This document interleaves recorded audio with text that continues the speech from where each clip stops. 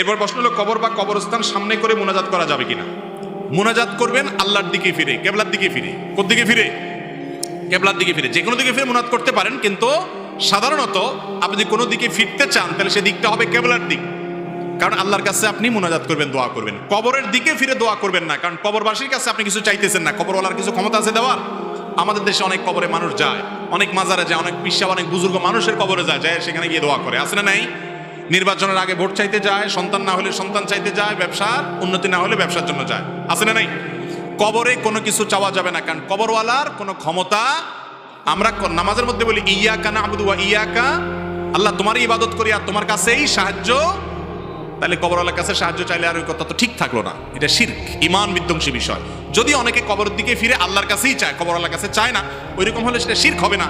কিন্তু তারপরেও সাদৃশ্যটা তো মুশরিকরা যে যারা কবরের পূজা করে তাদের সাথে হয়ে যায়। এই জন্য কবরের দিকে নয়, বরং কার দিকে হবে?